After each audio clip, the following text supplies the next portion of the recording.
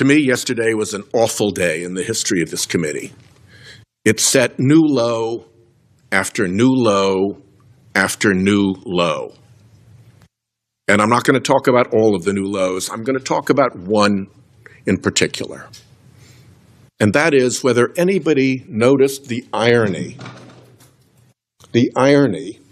that the day before the United States Department of Justice arraigned a former FBI director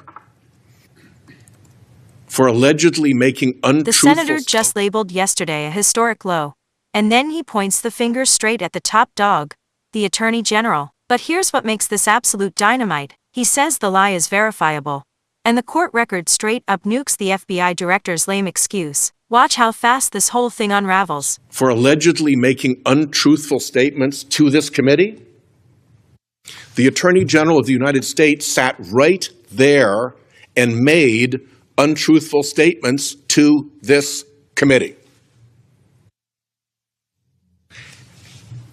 And they weren't maybe untruthful statements. This wasn't a question of nuance. She made allegations about the ranking member and me having received political contributions from some, she said, Epstein close confidant. Well, guess what? That's actually checkable. There's a thing called the Federal Election Commission. The Federal Election Commission keeps a website that tracks all of our contributions.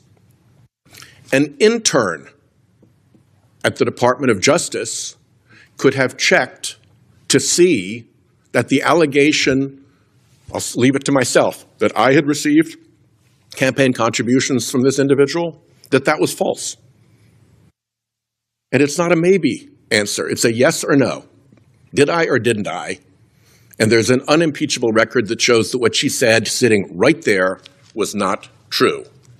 If we are going to care about untruthful statements made by the Department of Justice and the FBI in this committee, let's not have this be yet another area where there are different rules for one party than for the other party. And just by the way, on that very subject, the other thing that the Attorney General did sitting right there was to strip all cover away from the untruthful statements that had been made to this committee by the current FBI director. You all heard him here. He said that he couldn't tell us about his grand jury testimony in the Mar-a-Lago case, where he first pled the Fifth, then got immunity, and then testified. He couldn't tell us what he testified to, he said, because the Department of Justice had sealed the testimony and because there was a court order barring him from doing that. And he actually identified which judge, the chief judge of the D.C. Federal District Court. Well, guess what? We know that since then, the chief judge of the Federal District Court has said that that was not true. He said specifically nothing prevented Director Patel from discussing his grand jury testimony. And yesterday, the Attorney General had the chance to say, you're right.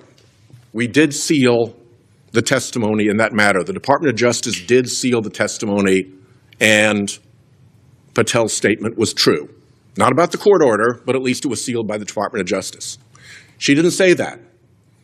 So now both his testimony that the DOJ had sealed his testimony and his testimony there was a court order barring his testimony are kind of demonstrably false statements to this committee. And then when he came back and we challenged him on those false statements, his second false statement was to say, I'm not going to answer any of those questions because my transcript of the grand jury testimony, I've worked with the DOJ to see that it is publicly released. Well, it either has been publicly released or it hasn't. It's a very simple distinction, yes or no. And we all know that it has not, in fact, been publicly released. And when we asked about that from the Attorney General, again, she left him high and dry and refused to say that anything had been publicly released, that there was any publicly released transcript. So yesterday stands in really stark contrast. I should say the day before yesterday stands in really stark contrast to yesterday. Yesterday, an FBI director was arraigned for making a false statement. The day before that, the Attorney General of the United States made arguably even falser statements. We'll see how the other case turns out. And she left the current FBI director completely exposed on his multiple false statements that his grand jury testimony in the Mar-a-Lago case had been sealed by the department, was under court order not to be released, and had since been publicly released as a transcript. I don't know if this committee is going to take itself seriously enough to treat false statements to this committee as serious matters, irrespective of who made them. Here's what just went down, and I'm gonna lay it out straight, no sugarcoating. The senators calling out the Attorney General for straight-up false claims in a hearing. But what turns this clip into a full-on nuke is how he frames it. Not as some gut feeling, not politics as usual, but cold, hard fact. You can check that line. Actually checkable. That's DC Code 4. You didn't slip up.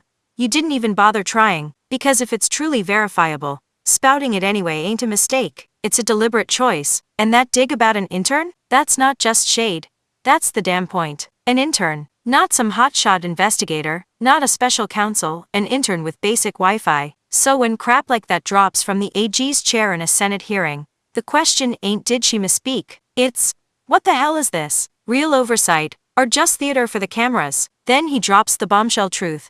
Different rules based on your party. And boom! That's the whole scandal in one shot. 'Cause if lying to Congress is a felony for one team, and a yawn for the other, accountability's a joke. It ain't justice, it's straight up branding. Now, the FBI director angle. This is where excuses get buried. The claim, can't spill on my grand jury testimony 'cause it's sealed with a court order. Senator says the court later called BS on that. That hits hard.